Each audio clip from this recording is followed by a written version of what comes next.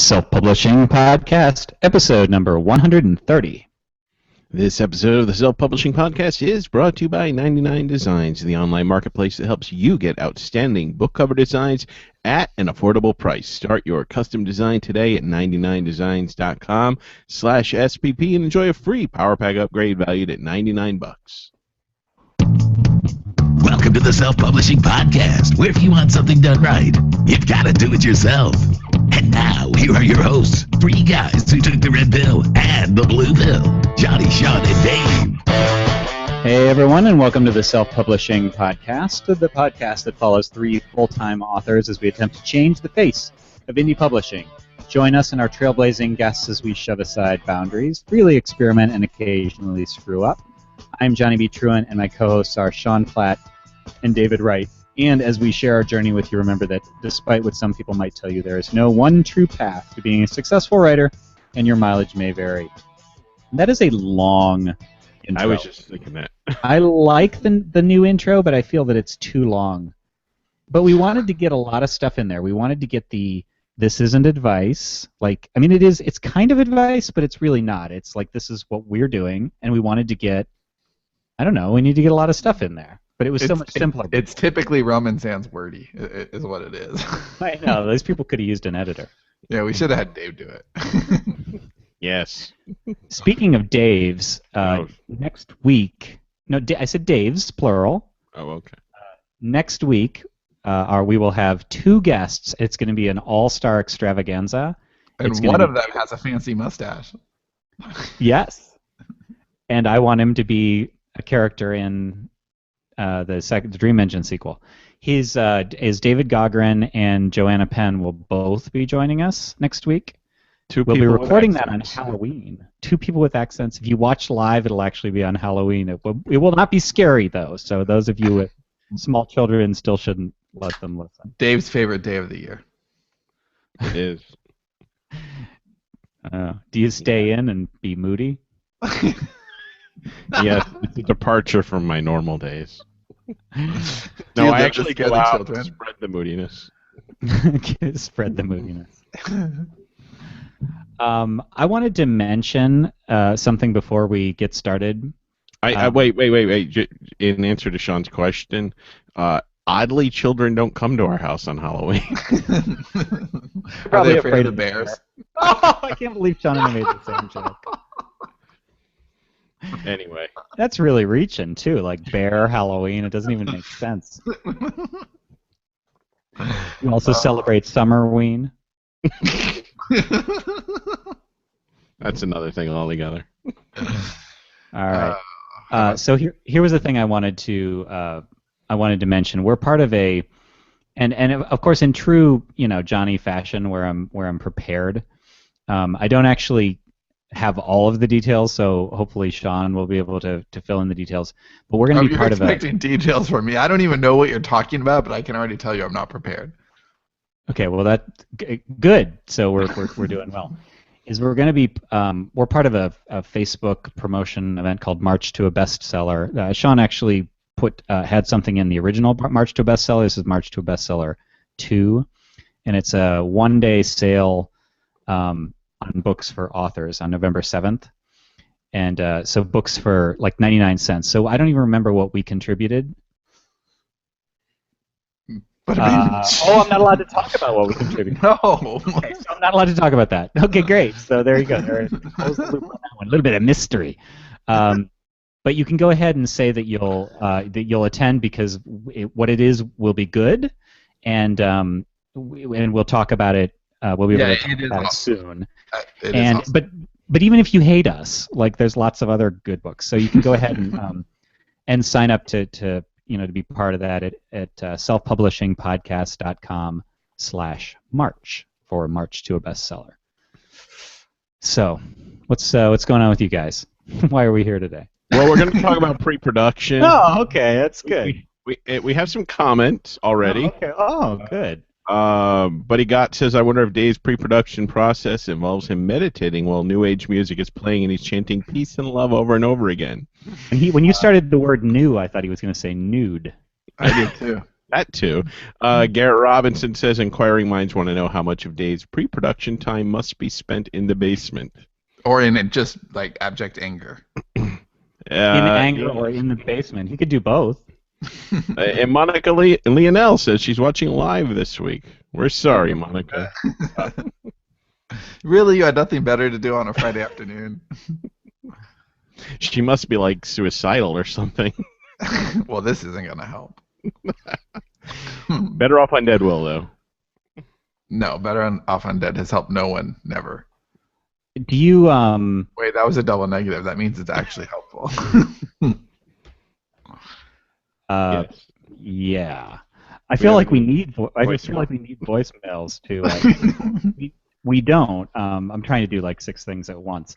So today we are going to talk about pre-production. We're going to talk about the beats process. We actually did Sean and I did a thing recently with Joseph Michael, the Learn Scrivener Fast guy, who we really like, and we got into a lot of sort of.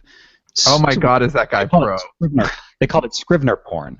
So we were talking about it was actually it was the Dream Engine 2 beats, which the working title is the Tech Engine, and the people because it's a Scrivener audience, like his thing is Learn Scrivener Fast, and they were just like, oh, like he did a screen share thing where he was going through, and this will be part of Fiction Unboxed 1.5. He's going to do a tour of that file for that too, but I guess it's just like that was so fun, and we've been talking about pre-production so much and beats so much that I have many superlatives. Well, it's evolved so much since just the way we did it a year ago. A year ago was we were a few weeks away from Write, Publish, Repeat coming out, and our process was, I mean, the core of the process was the same, but man, has it evolved and just. It's really become something almost totally different. The term Beats 2.0 really is fitting. It's the next generation. Do you speaking of the sequel to the Dream Engine, do you want to talk about what you may or may not have been doing before the show began, Sean, that you were all excited about? Yeah, I just started the edit of the first words. So the actual. Do you want to give a little more background for? The whole thing that we're the actual writing. Now I'm derailing you. Should I just keep talking over you? Yeah, just go ahead. That's good. The actual writing has started. We're doing this Unboxed 1.5 is a little different than the first Unboxed, which the first Unboxed really was live, and that was just murder, and there was no reason to do that again. For this one, it was more about capturing our stuff and then posting it.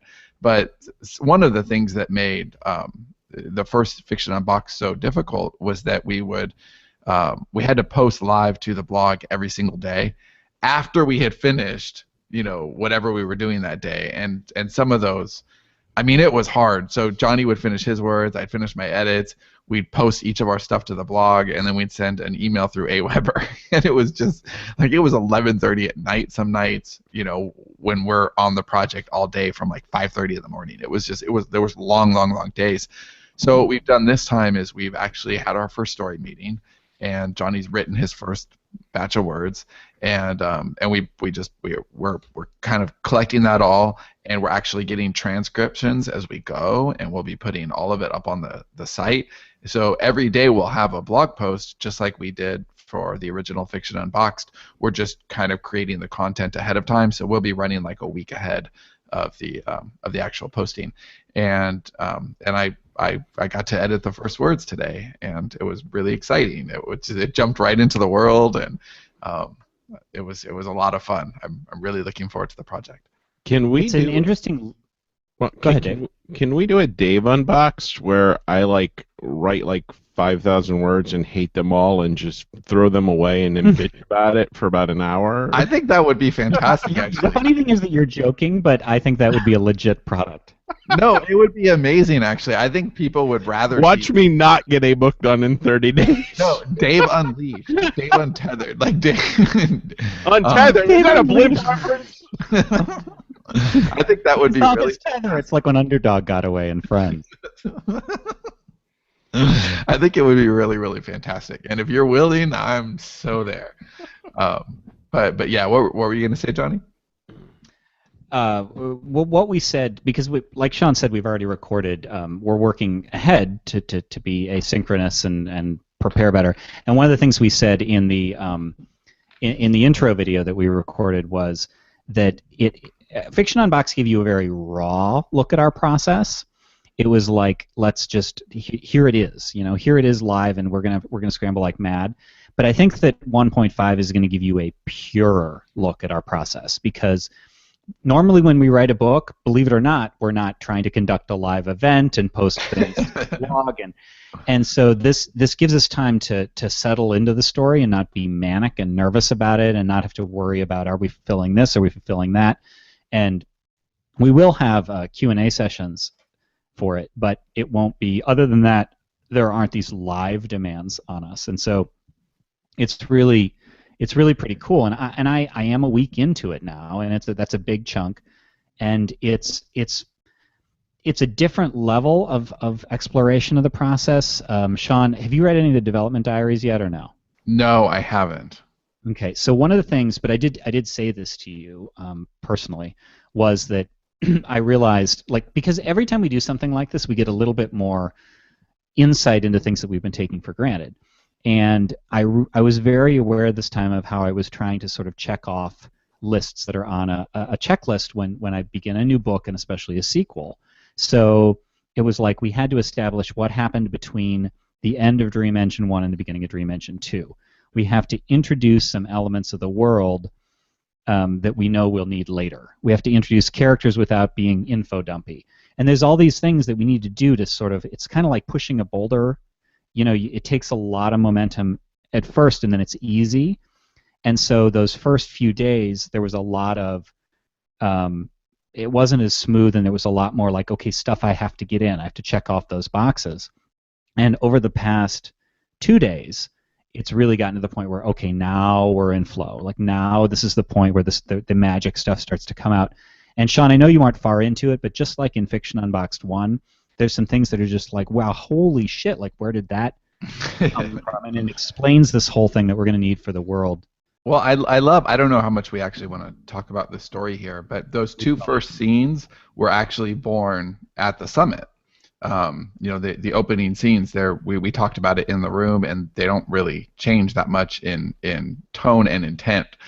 And what's really cool about them is that basically one is an interrogation scene, and then the other one is a reaction to the interrogation scene with Isla. You can't have an interrogation scene. Those are trained. No children in jeopardy. No, we have an interrogation scene in every single Collective Inkwell book except for Crash, I think. Yeah, but this is steampunk interrogation. It's totally okay. Right, they're speaking into the nuance rather than some other. Oh, I love the name of the nuance, by the way. Awesome. And giant LOL on Jerome. Okay, let's get a little more inside baseball so we can alienate everyone. Yeah, that's why you shouldn't let me name people. I was so annoyed by that. Okay, well, maybe we shouldn't go down too much of the rabbit holes, but. Well, the point is in all of this that it was really cool that that we could do 1.5 this way, because our intent was, we talked about this a lot before the first one even started. The fact that we had to make all of that up at the beginning, where normally, even if Johnny's just writing based on skeletal beats, we've still marinated with the idea for a while. Like we know a month ahead of time what we're going to write, so there's some amount of becoming comfortable with the idea. With Unboxed, it wasn't. We knew we were going to write something, and then on day 4 there's the idea finally, and now we can go. And now we've been talking about this for a few months. We had the summit.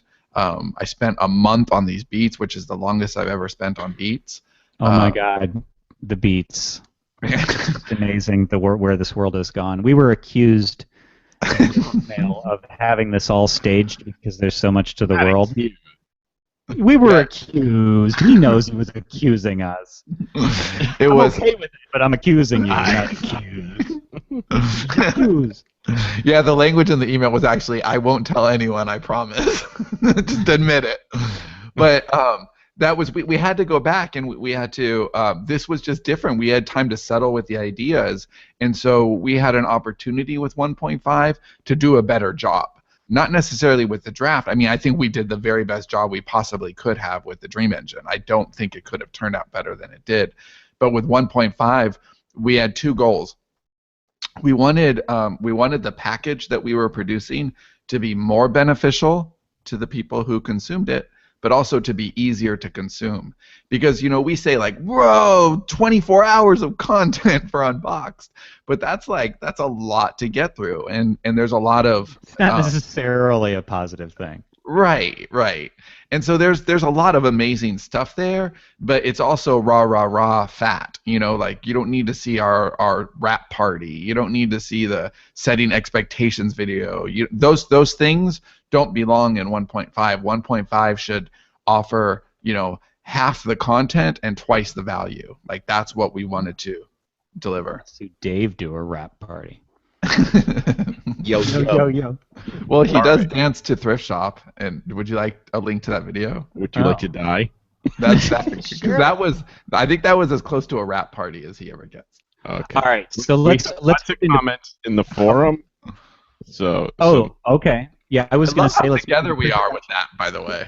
Get into the topic. Well, hold on. You're cock blocking me. I was going to say before we move into the topic, let's check if there are any comments. I'm not shitting you about that. I want credit for going there first. Well, so go ahead. First, the YouTube comment. Buddy Gott says the world wants Dave Unboxed. Rachel Davis agreed. She says, I think it'd be popular. Mikey Campling says Dave Unboxed doesn't sound right. Sounds a bit kinky to me. Hey, I'm not even kidding. I think that would be a fantastic YouTube series, Dave. No, seriously out there, how much do you guys want to see Dave participate in Fiction Unboxed 2? Because the idea... Not what we're doing. What we're doing now is 1.5, so we're talking next year. Right. This is something for next year, and the strongest idea I think that I have right now, it wouldn't work without Dave. Dave would absolutely have to be a part of it. And so, he needs to hear your love. And, dude, I'm feeling a little bit of, I'm excited, but the idea of writing a book in 30 days with everybody, sharing it with everybody is no longer novel to me. I'm just like, okay, we need something else for Dave. Right. Done that, right? But right, and the 2 idea is something novel. It's another point to prove, and that was why this is 2 or 1.5 instead of 2 also, is because it just expands upon the original premise. It's not a new premise, and 2 will have to be a new premise. All right, so continuing with the comments, Dave. Okay, so over in the forum, let me get in order here. Kayla says, we hear a lot about pre-production process that Johnny and Sean do. What pre-production process does Dave go through, and how has it changed or not over the years? He clenches his fists a lot. You got to sign up for Dave Unboxed to see that. My pre-production process involves... Has a week of diarrhea. Yes. Lots of crying. No, I'll go over the previous books, assuming we're writing something in the series, which seems to be the case most times. I need to go over what we've written before. What about fresh stuff though? Because I think most people would be more curious about fresh stuff because we've done that a lot. And he's using fresh in the hip hop sense. I mean, go ahead and talk about revisiting a series, but also when it's blank, what's a pre-production for you like? Well, we're doing something soon. I'll talk about that in a minute. But basically, I'll plot everything out in notebooks and sometimes index cards, and I'll plot scenes out. I'll do research. I'm kind of always researching because I'm always reading nonfiction, and sometimes something will spark an idea or it will lend itself to one of the worlds that we write in. I might read about, some scientific breakthrough or something, and that might, lead me down a rabbit hole where I'll just start investigating wormholes or something. Where do you store that stuff? Do you use Evernote or? Unfortunately, at the moment, I'm very unorganized. I know that'll shock a lot of you. No. I write it down, and I have like 20 notebooks, and I'll forget which notebook it's in. But I am trying to get Evernote back into shape because I did use Evernote for a little while. In case you're curious, this is called doing the Dave. Fuck off. So yeah, I'm trying to get Evernote a system in place where I can be a little more organized. Right now, it's kind of all over the place. But I'll draw maps. Like for Nevermore, I drew maps. And I will. A lot of times I'll put down like character notes that I have, backstory that I have. It's very rough. It's kind of all over the place. It's not super organized. The way Sean does it for Johnny is actually ideal. It's very good. But I think in the planning state, because Sean writes it all in Scrivener, and it's all nice and neat and very organized. But I work in sort of a frenetic sort of way where I'll scribble the ideas down. I don't, when I'm in the idea phase, I don't write in Scrivener. I'll write a lot of times by freehand. So I have to write in my notebooks, or I have to write on paper or something. It just, because usually I'm not, even if I'm at the computer, I'll want to write in the notebooks. There's just something, because it's always the way I've done it, and it just feels better. It works with my mind and the way I've always done it. And plus, I'm also an artist, and I like drawing on paper. So. But that's important too, to realize that there is no right way. I think that the common denominator in pre-production is that it's necessary. I think that to just start writing, you can do that, and there is a thrill to that for sure. There is a joy to just pantsing it. But I think if you want to write fast and you want to write well, I think having some idea, even if it's just a very, very loose framework, I think having some idea will help. I think some amount of pre-production, unless it's like a short story or something. But if you're writing a book, if you're writing a series, for sure, if you're writing a serial, you want to have some pre-production. Were there any other? Oh, yeah, we have more. Anita asks, I know Sean writes beats for Johnny, but there must be some process before that. How do you decide which story to write? What kind of discussions do you have before actually writing the beats?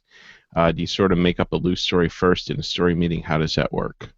These might be questions better answered once we get into the nitty-gritty. Okay. Were there any other first sort of comments that we want to call out? Dave unboxed.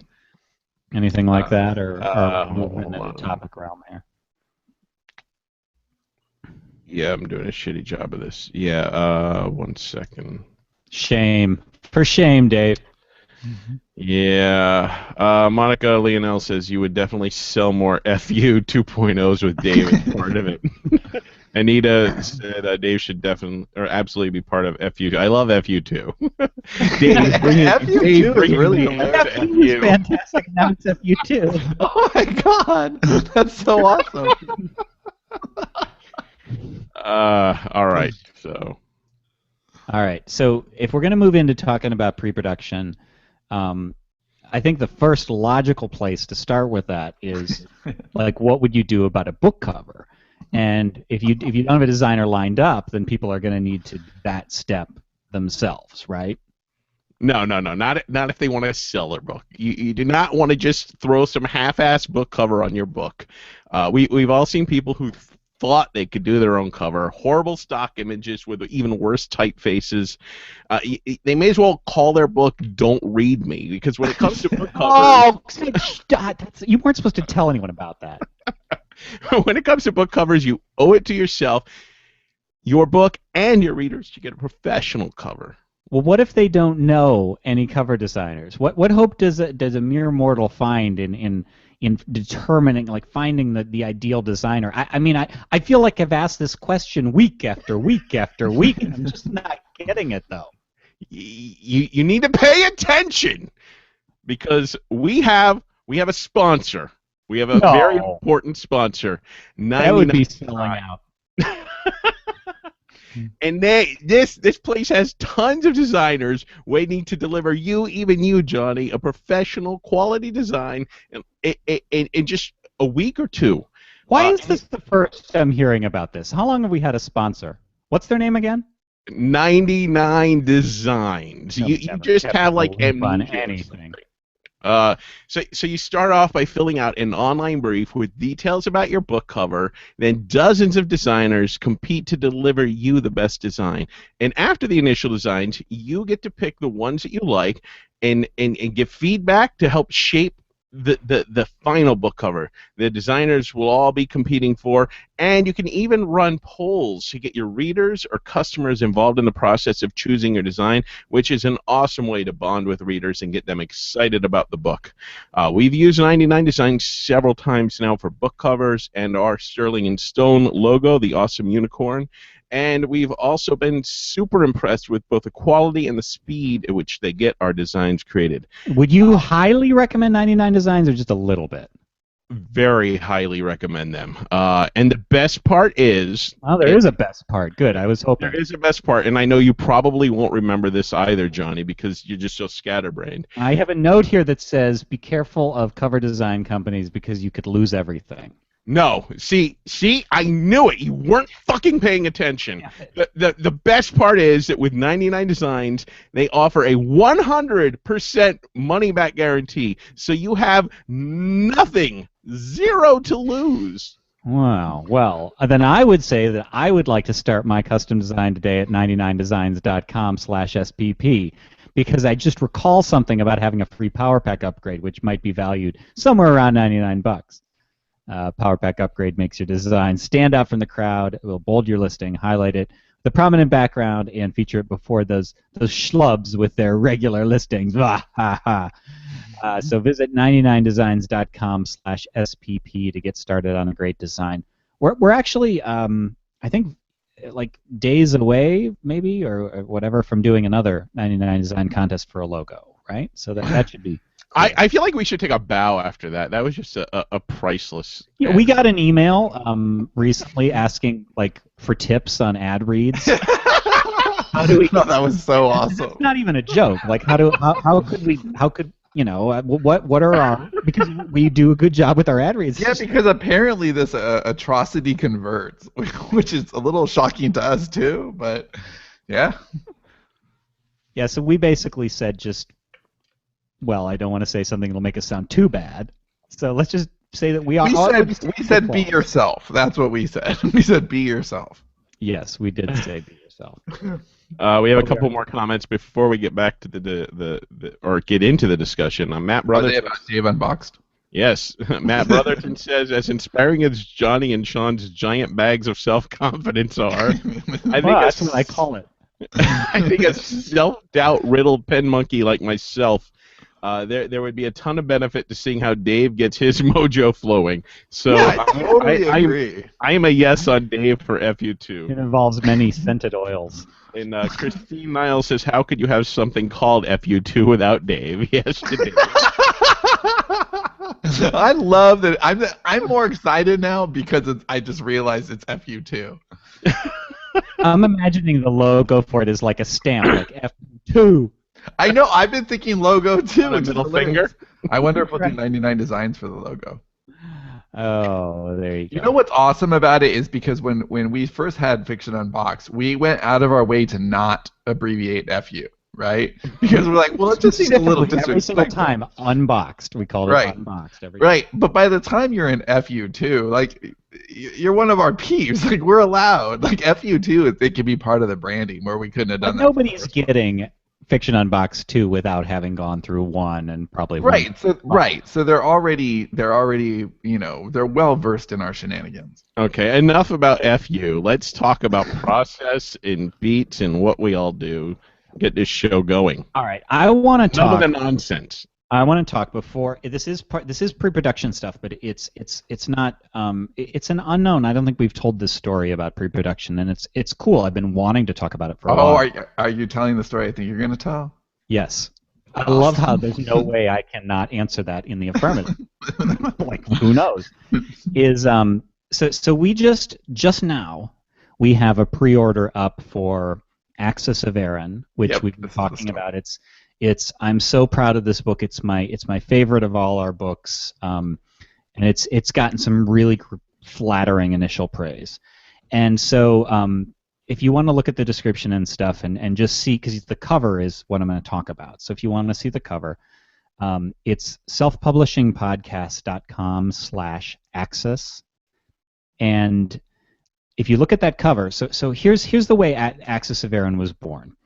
Sean and I are walking around South by Southwest this year, and Sean says, "Have you heard of Jason Gurley?" And I'm like at the time I hadn't heard of Jason, and Jason, we had him on the show a while ago. He used to be a cover designer. He's not really anymore. He just had a really good release with his book Eleanor. And so anyway, Sean says, "Have you heard of Jason Gurley?" And I said, "I don't think so." And he said, "Oh, he's got these great covers, and he's got a bunch that are pre-made covers. Like they're already, he's done his Jason Gurley magic, but he just kind of does them with like images he finds that he thinks are cool and stuff." And so he says, "I have this really ridiculous idea. I just kind of want to pick a cover and then just come up with a story for it." So this is like Fiction Unboxed started with nothing. This idea started with a cover. And so I'm like, okay, that's weird, but at this point, like, I know we can pull stuff like this off. So we go back and we look through Jason Gurley's pre-made covers, and we battered back and forth after I came back home. And Sean's like, "Just send me some of the cover ideas you like, just by title." And so, because he puts in dummy titles and stuff. And so I said, "Well, I like this and I like this." And we went back and forth, and we ended up on this cover that was the one you see right there, but it was called Axis of the World by Leonard Amas. So, because he just makes up something, right? And he said, "I don't know, it seems Axis-like." I'm a little disappointed in myself for not having a Leonard Amas in the book, though. Oh yeah, that would have been good. So and it would have been easy too. So we said, well, we like the Axis cover, and the book just became Axis. We didn't know what it was about, but it was called Axis because it had this cover called Axis of the World. And Sean creates this extensive pre-production Beats package, which is part of the Scrivener for Beats video series. And it's the subject of that. Like he goes through that Beats package in the Scrivener Beats series and describes the pre-production. It was the first time we had done what we're calling Beats 2.0 with casting and location scouting and the full-on beats where he takes weeks to do them. And what became the Dream Engine 1 beats and now the Dream Engine 2 beats and also La Fleur de Blanc in the middle were all these Beats 2.0. And it was born at this on the basis of a cover. And so we're getting toward the end. We're like, so what are we going to call this book? And I'm like, can we just call it Axis of the World? Like, why not, right? And we ended up deciding calling it Axis of Aaron because Aaron is the name of the island where it takes place. But in true Realm and Sands, or at least Platt and Truant fashion, the name ended up informing the book, and so there are points where it's thematically an axis. And I love that story because it's one more instance of there's nothing special about ideas. You can pull them from anywhere.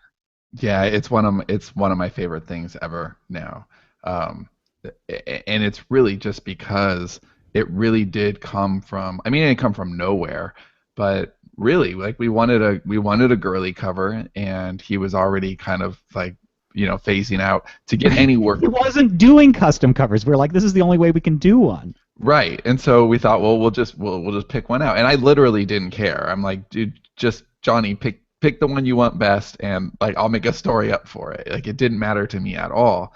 And I just stared at the cover and thought, what kind of... We talked about what our ambition was for the book that we covered. Oh yeah. so because his covers have like a certain literary quality to them, and thus far on both of our sides, we've done a lot of genre fiction. Like that's what we write. And so we thought it'd be fun to kind of break form just to see if we can do it or to prove that we can, to write a book that would be, quote, literary as fuck. And so I said, I don't care what cover you pick as long as it can be literary as fuck. And so he picked the Axis cover, and I just thought of a story of a guy, like kind of losing himself, and that it could have like a supernatural bent to it, but that it was almost kind of a mystery, a little bit romantic, a lot mysterious, a lot surreal, and I just tried to make up a story that matched the cover. So do you want to talk about the process of what went into the pre-production then, sort of from, and to answer Anita's question, sort of from Genesis to Yeah. Well, before we actually started this, I don't think that we actually had a discussion, right? It was just a matter of you picking the cover. In this Um, case, yeah, I mean, maybe we should give examples across all of our lines and stuff. But in this case, you're right. We did. Yeah, so I'll stick with Aaron or Axis for a moment. With Axis, I felt like I think part of the reason, and I love talking about this stuff out loud because I don't really know until I'm answering a question, right? And uh, I think Beats 2.0 were born in part because we had a little more heavy lifting to do because there was no story. There was nothing that we, talked about ahead of time. It was just we had a title, we had a cover, and that had to kind of propel us through the project. And so when I was doing the beats, I had to kind of tell that story to myself. And so it really was a quilt work. I was patching ideas together, and I started with the town. Let me think. I'm reverse engineering this in my head. I think with that, I kind of started with locations because I wanted to find places that matched the cover. And it wasn't an island originally. That was actually something that Johnny changed on day one, I think, when he was actually writing it, was okay, this has to be an island because he needs to be more isolated. It can't just be a seaside town. But the way I had written it in the beats was just that it would be a seaside town somewhere in New England. And I specifically said that we cannot ever define where it is. It just needs to be New England somewhere. So, because there's a lot of ambiguity in the story, and so I wanted the beats to have that deep feeling of ambiguity also. And so I just looked through a lot of Shutterstock stuff. I looked through a lot of Google Images. I just found places that looked like they belonged, in the same world as the cover.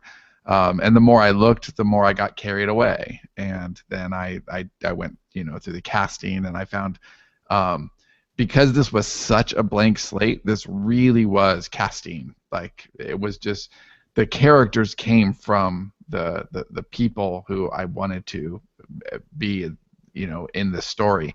The main actor is just, like, I went with somebody who I felt their personality really matched in a couple of roles, especially. Should I do the allegedly thing? No, I'd really rather not. Let's just say that he's sort of an invisible sort of a person. He doesn't have a strong personality type. Maybe a little self-effacing, quiet. Yeah, very quiet. Right. And it's an actor I really like. It's an actor I really, really like. He has deep eyes. You can tell he's thinking a lot more than he's saying at all times. And I felt like that would really go. For the type of character I was trying to produce. I think that the character names in this actually, I think, had a lot more to say than character names usually do. Eben Shale is the main character's name, which I felt immediately gave you a feeling of, well, shale is a beachy term, but also it's brittle, and he's very brittle.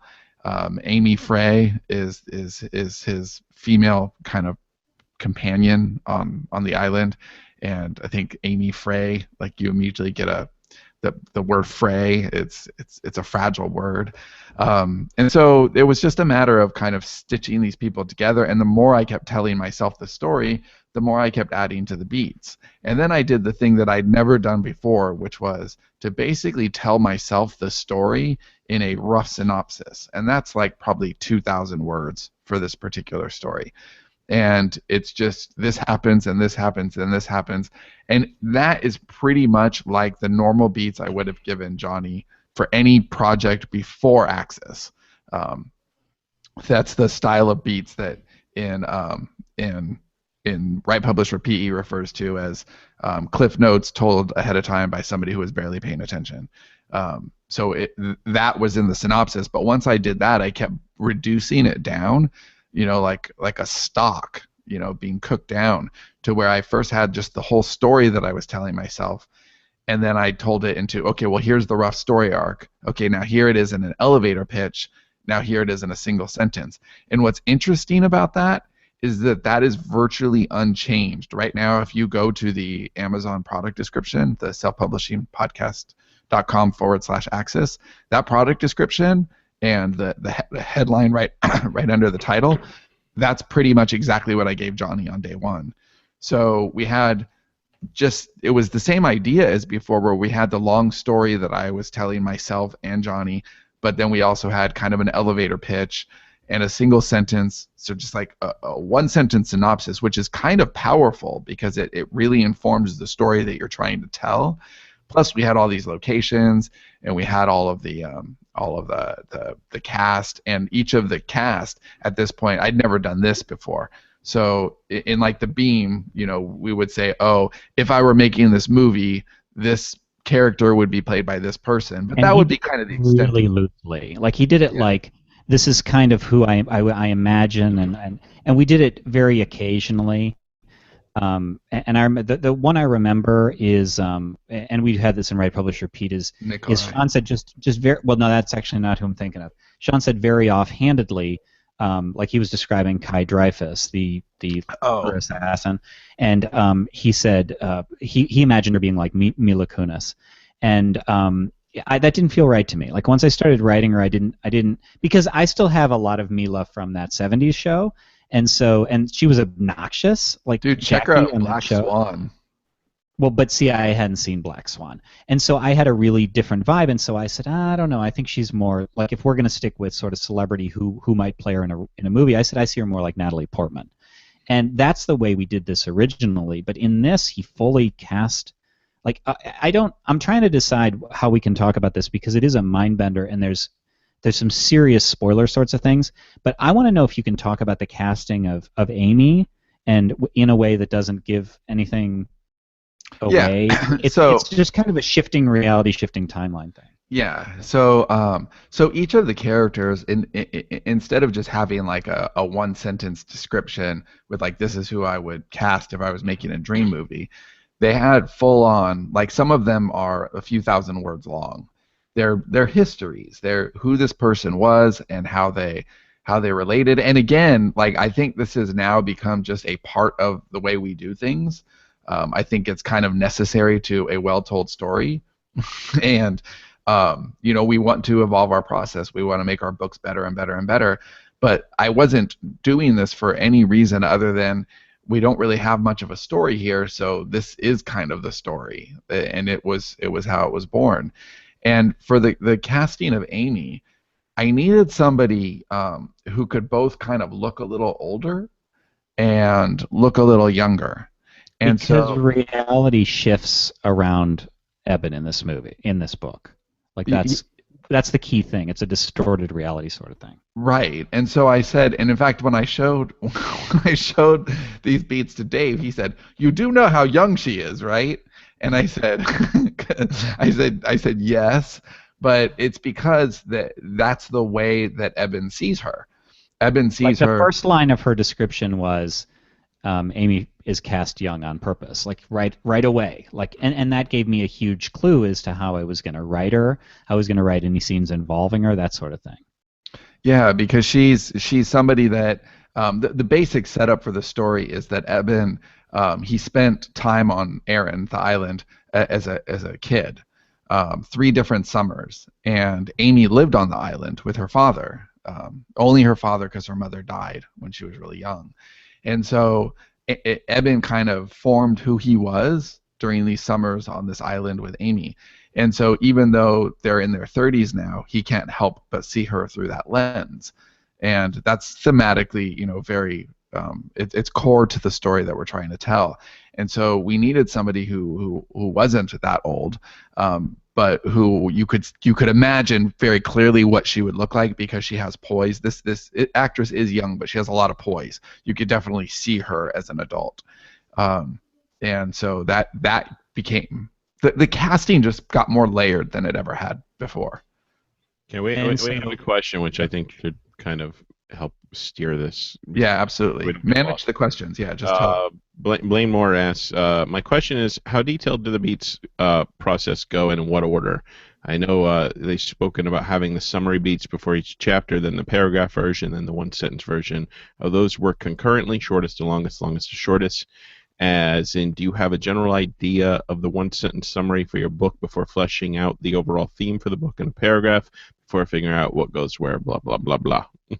Absolutely not. It depends on the project, but for Axis, I only got to that one sentence after breaking it down and breaking it down and breaking it down, and I was really going for the pure. So now I have this 2,000 word synopsis. What is the purest way I can tell that? And I couldn't get that one sentence from the synopsis, so I broke it down into a rough story arc, and then I broke it down into an elevator pitch, and then I broke it down into the sentence.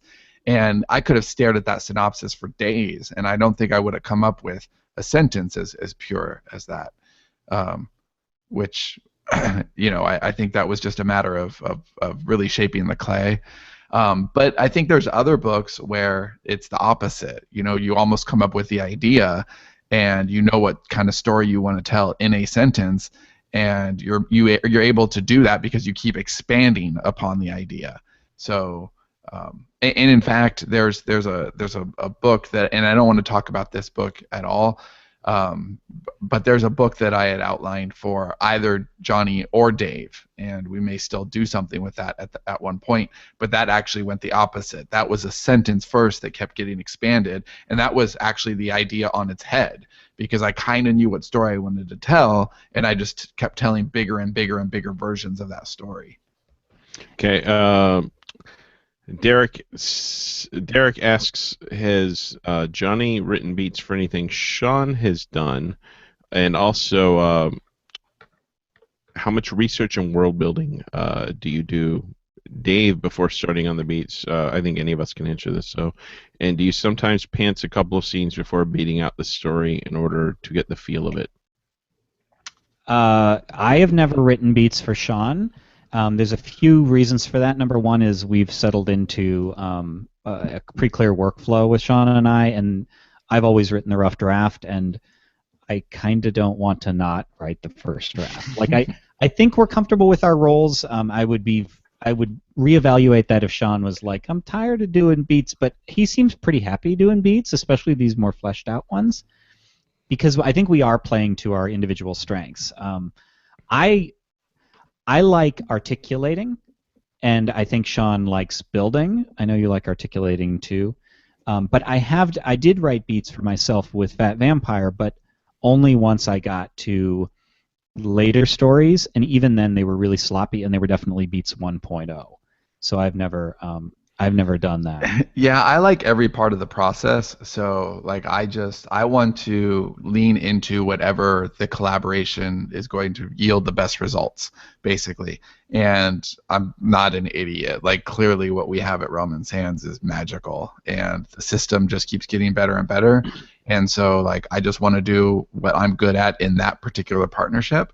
And so writing beats is clearly it. Johnny is clearly exceptional at rough drafts. So like that. There was a question that I don't want to slip by, and it was from Anita about how do we choose what project to go with next.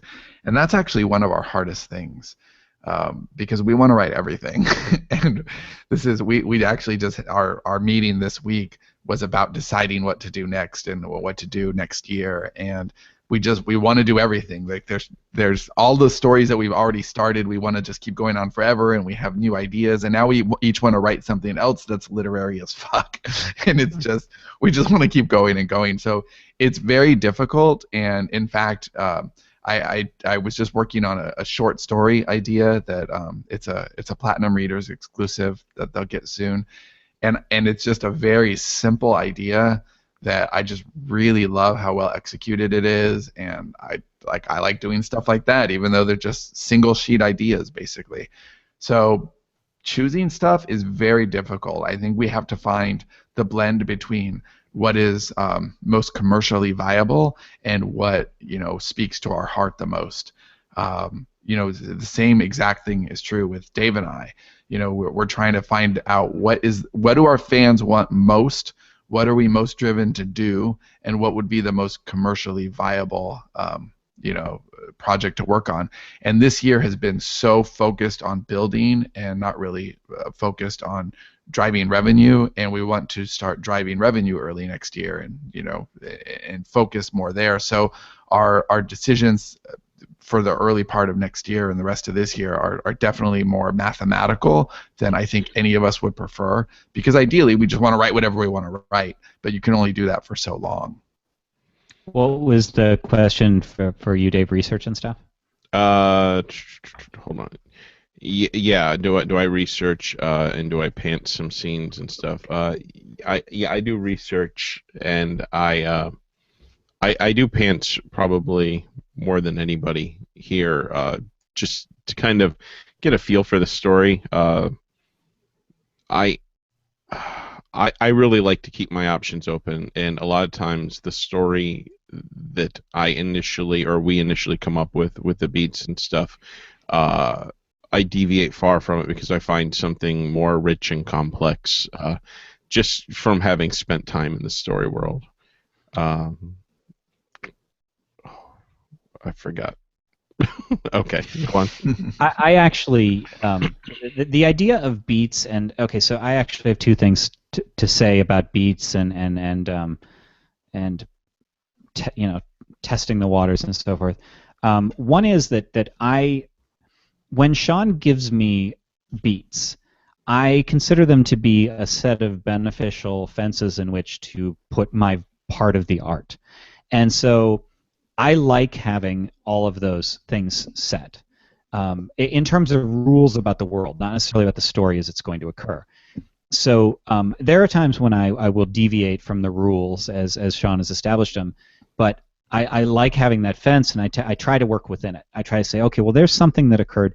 There were vast sections of the Axis of Aaron beats that were quote-unquote wasted because it's a standalone. We'll never come back to them. And I didn't mention the Hobart Bridge. I may have had a mention, but it was red. I think it had one mention. That's it. And there was a whole story about something where somebody was under the bridge and they came up and saw the red. And I didn't use any of that. It was like an Ebbins backstory.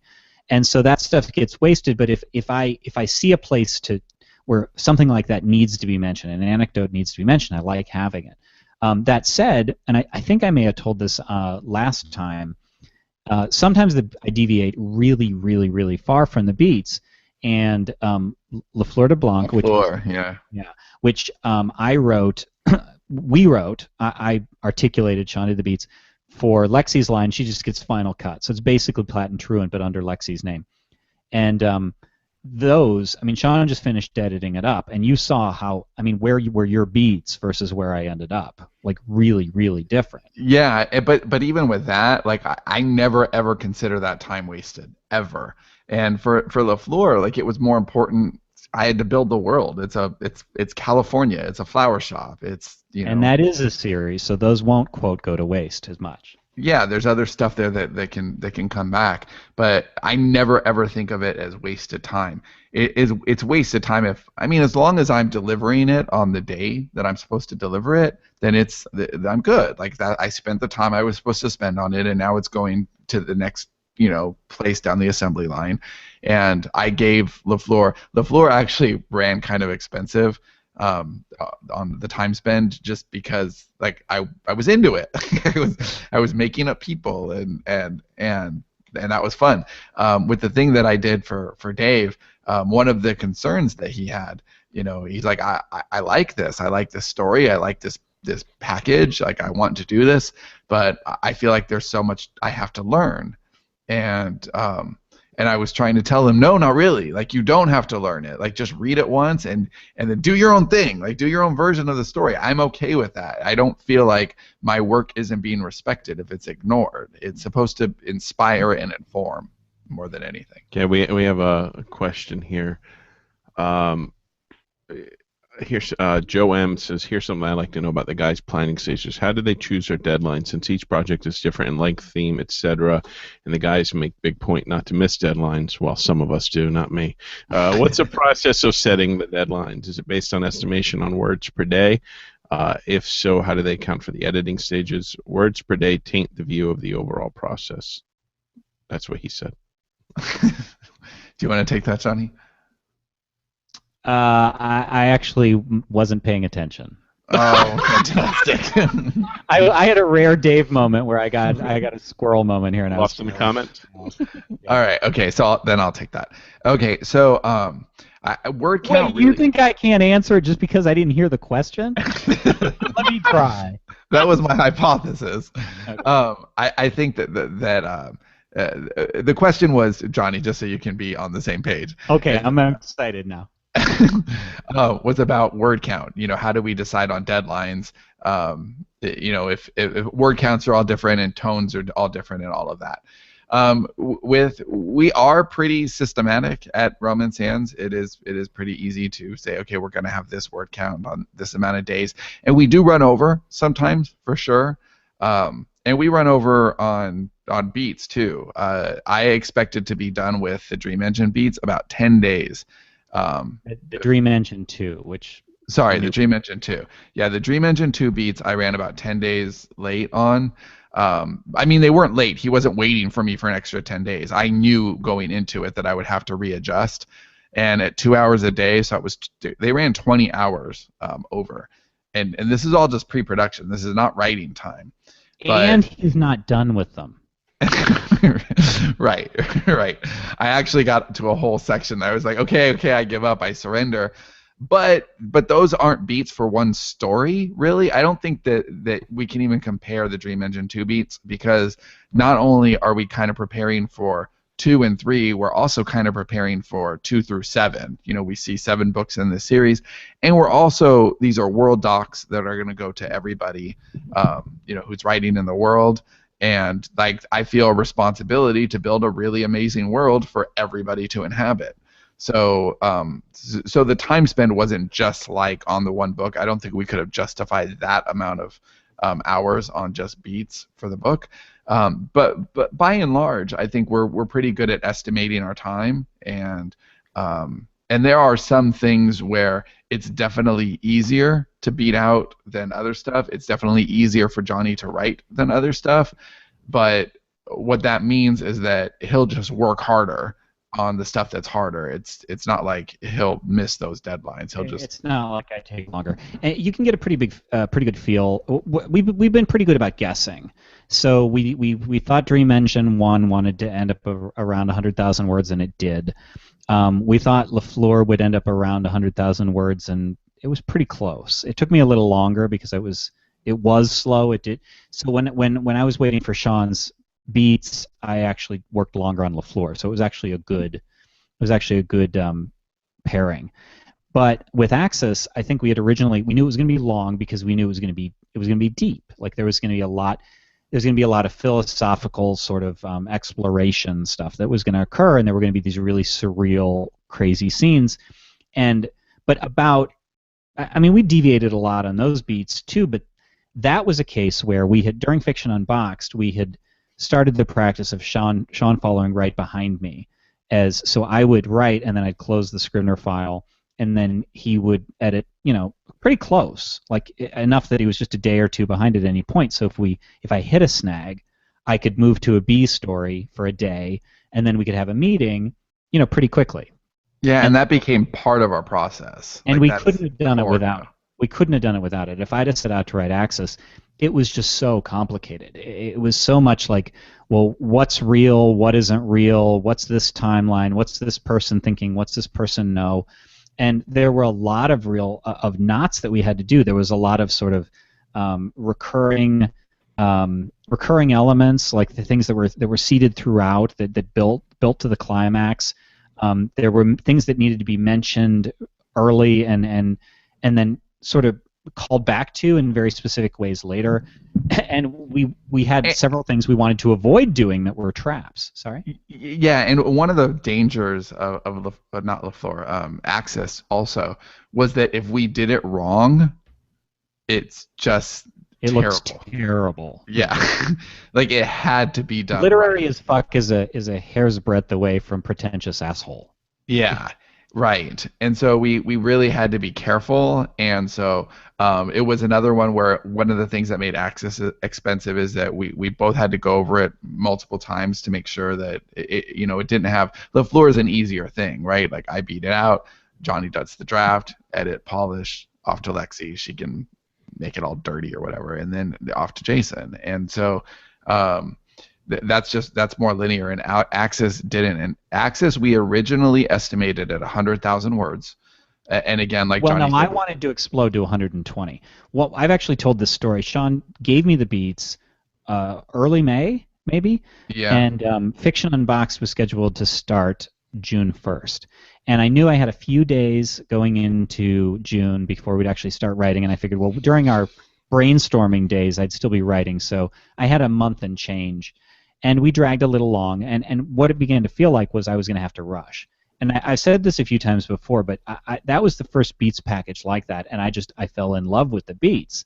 The language I used in a blog post that may or may not have published is that they broke my heart. Like it hits a lot of my pain points, like the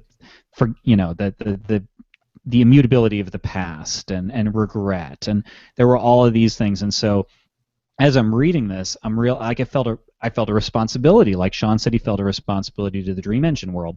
I felt it to this story, and I knew that we couldn't go back because this book cannot have a sequel. It cannot. We're doing something very, very wrong if there's ever a sequel to Axis. And so we had to get it right the first time. And once it started to feel like I would have to, you just made me want to write a sequel to Axis. I know, but don't ever challenge him. I know. What are you doing? It would, well, maybe you could shoehorn in the middle of Axis. There's a way we could make it work, I suppose, but we certainly have no plans. And so we needed to get it right. And I'm looking at these beats, and I'm like, I feel like I know these people. I feel like I know this place. I feel like I spent these bittersweet, forgotten summers with Eben and Amy on Aaron, and I didn't want to shortchange it. And so once it started to feel like, well, when we get into June, I can just kind of hurry up, and no, I can't. So what Sean's saying is, in my mind, I wanted to allow it to dilate to 120,000 words, but it ended up at 150. It needed it. It needed the depth. It needed to be able to explore all those things. But it's rare that they catch us off guard. I mean, Dream Engine 2, which again is tentatively called the Tech Engine, is supposed to be around 120,000 words in rough, and I think that's about right. I think that's what we'll do. I think plus or minus 10,000 words will hit that. Yeah, I think I know, Dave. Just one second. Let me finish that thought. So we've had two things that have run grossly over schedule, and one was Axis, and it wasn't even really over schedule because we kind of knew we knew it was going to have to breathe, and it was going to be what it was going to be. We knew we couldn't shortchange it. Basically, we had to have room to do that. Right, we built that in. Where a lot of our other stuff is more like, the stuff that Dave and I really developed. Episodic. It's an episode is this amount of words, and for this particular series. And so, Roman Sands 1.0, that first year of stuff was more like that. And I've referred to Axis as it's the sports car you can afford to buy. It's like, okay, well, we can afford creatively to do that now, and we're going to do that. The other book that ran really over budget was Write, Publish, Repeat. We had planned for that to be kind of a lean how-to at 50,000 words, and it ended up 2.5 times that long. Yeah. All right, questions. Mel Primrose asks, do you cast celebs or everyday people? I'll answer that real quick. Cast celebs because it's easier for us. It's sort of a shorthand, and if we're working prior, I haven't. I would just come up with people in my head, not based on celebs or real people. But I think it's a good way going forward because we're working on the same thing, and it's easier for everybody to kind of keep track of what somebody's hair color looks like or their eye color, stuff like that, and not screw up the facts. Another question. Wait, I do. Oh, you're gonna go. Well, it gives you a reference, and it gives you a body of work. Let's everybody answer the question. No, but that's not even an accurate answer. I cast both. If it's like for Johnny, if I cast somebody that's in real life, we have to both know that person so that it's a common frame of reference. But with actors, you're getting access to a body of work. Yeah. So Natalie Portman in Black Swan is different from Natalie Portman in Star Wars Episode 1 or whatever. You know what I mean? Like that. Those are thank God for that. Right, but my point is, so actually, one of the things that Sean didn't mention in casting is he doesn't just give me any photo of a celebrity. He's not like, this is who I'd cast. It's from a specific role, so I know that what mode they're in. Next question. Buddy God says he's excited about the Axis of Aaron. Also curious, is there some sort of story behind where the name Eben came from? It's pretty unique. I just really liked the how it sounded. Robin didn't get it. She's like, "Is this Eban or Eben?" Eben, like Eben. I know she's crazy. I thought it was out. Shale. I wanted his last name to be Shale, and so I needed a name that went with Shale, and I liked I just wanted it to sound. Eben sounds like a quiet guy's name. Like that's all. Okay. Another question. I promise this will be quick, but this is an example of why, like, Sean is very good with names and I am not. So Please tell the Jerome story. He cast Cora's father as Samuel Mew. That was his character name. And I said, "Oh, I think I accidentally named him." And you were too fucking dumb to change my stupid name. So because now I don't want to be like, "Oh, Johnny can't name anything," and change it. No. Always change it if you don't like it. So now his name is Jerome. Like, I'm like, why did I name him Jerome? It's that so doesn't fit. So now his name's Jerome. So there you go. Thomas Donahue has a question. For authors working without collaborators, how would you suggest juggling pre-production and actual production, splitting it up? Sean doing the beats and Johnny doing the writing. You're able to half your time and expenses. What's the best way to cut time and expenses as a single author? I would do exactly the same thing. If I were writing all by myself, I would make myself the pre-production package, and then I would start writing the rough draft. And it would just take you longer, which it does. Yeah, it would take me longer. But I would also, what I would probably do is stack it. So while I'm always having something in the pre-production phase, and we can even talk about this for nonfiction if you want, and talk about the thing that I'm doing now. But regardless, I would always be pre-producing something, and then I'd be writing something, and I would do those as two different projects. Now that's because this is my full-time gig, so like I would do that. But if I only had like an hour a day or something, I would do it linear. I would beat everything out, and then I would write, and then I would go into the editing mode. And I think some people have an idea that we're kind of that somehow two people working on something makes it quicker. I don't know. It might make it a little bit quicker because like the edits going back and forth and stuff. But we all work on the draft. It's not like one person just writes some sentences and the other person writes the whole damn thing. We each like have our turn on the drafts and we edit and we go through a few times editing. So it's not like we're all working. Right, you got to think between the two of us. Faster. Yeah, between the three of us, there's a couple hundred hours that we're spending on writing and publishing each week. So like that's a substantial amount of time. Like we're doing all of this full time. But I still think that I would write a faster draft by having spent the time in pre-production. So I don't think that you're regardless of whether you're working alone or collaboratively, I think that there's so much value in the pre-production process. I'm surprised you don't feel it's faster with two people, Dave. It's a little, but it is a little bit faster, but I don't think that it's. I think people have like a misconception of the work involved. Like one person doesn't do anything, and the other person, like one person only does beats, and the other person only does writing. It's a little more mixed than that, at least on our end. I think. I don't know. Yeah, I think it's actually. I would argue it's probably less than half the time, but with Sean and my projects than what I would take on. Well, that's maybe not true because I wouldn't probably do as elaborative pre-production on my own, but I guess we do have a little more compartmentalized process. I do think as a general statement, you could say we get better quality in less time. Yeah, we get better quality because the pre-production would not be as good.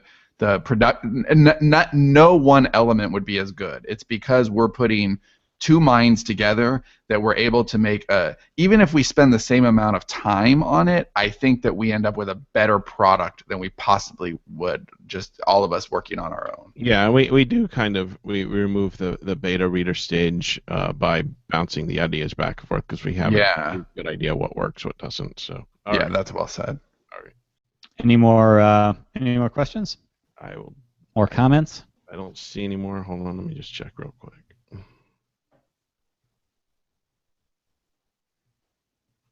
Okay, well, I'll take a second and talk about how you can use this for nonfiction too, right? Like, clearly, you're not going to do casting, you're not going to do location, but that pre-production, getting your ideas all out, I think is really important. And the Beats package that I'm doing right now, I'm like so excited about, because we've been talking about this for a year and a half, and we're finally doing it. It's autoresponders for our imprints, and mostly for Sterling and Stone, and it's pre-production just like anything else. And I'm just in the Scrivener file every day, and right now it's just index cards. Like, okay, the emails have to come in this order, and I'm moving them around. And we'll handle these the same way. So I will be able to write these emails faster if Sean has already done the thinking about what needs to go into them. Right, so we'll be able to get them, and this will be a cool project. It's still really just in the infancy stage, but there will be emails to write, and there will be blog posts to write, and they'll everything will work together, and it should be really cool and unique to the world of fiction, I think, when we're all done. And but we're handling it. We're storytellers, so even our nonfiction stuff is storytelling. When we did Fiction Unboxed is coming out on December 3rd, the actual book, and it's a true sequel to Write, Publish, Repeat. Should be available for pre-order, but it's not quite up yet as of when we're recording this. Yeah, it's any moment now. Any moment now. But that was mapped out. Even though it's nonfiction, it was mapped out, like, clearly there were no casting or locations or anything like that, but the elements of the beats, this happens and then this happens and this happens, it was very hero's journey. And so I think nonfiction is that way. Write, Publish, Repeat was beated out. I think you can use Scrivener in that way to have your index cards and just say, I need to say these 6 things. I need to say these 6 things in this chapter, and then rearrange it so that, because I think that nonfiction, your nonfiction is always going to be better if it has some element of storytelling to it, because that's what people want to read. They don't want to read dry facts. That just doesn't. They're not going to bond with it. They're not going to care about it. They're not going to be inspired to leave a review. It has to be a pretty remarkable piece of dry nonfiction to do that.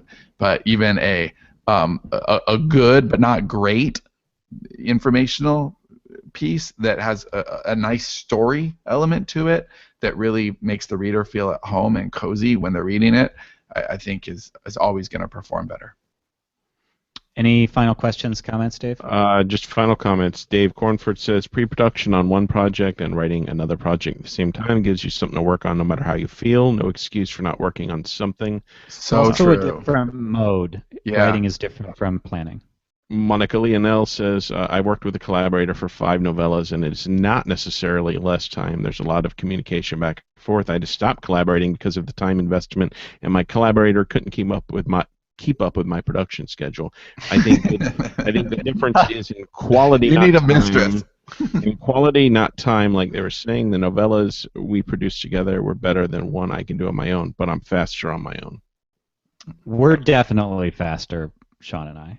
Maybe because we're both like we are. No, I would be faster on my own than working with Dave for sure, but my quality wouldn't be as good. There's just no way. Like the closest thing I had to that was Threshold, and it's the thing I'm least happy with that CI has done, because it wasn't as collaborative. So collaborative time with Dave can be expensive, but it's always worth it. All right, so I guess that finishes us up.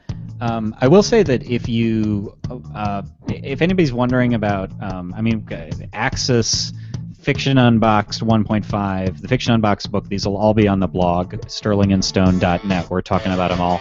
So that's it for the Self-Publishing Podcast, and I don't want to plug Write, Publish, Repeat because we plug that all the time. But if you do want to get in on that, like I said, follow the sterlingandstone.net blog. And thanks so much for listening, and we will see you all next week.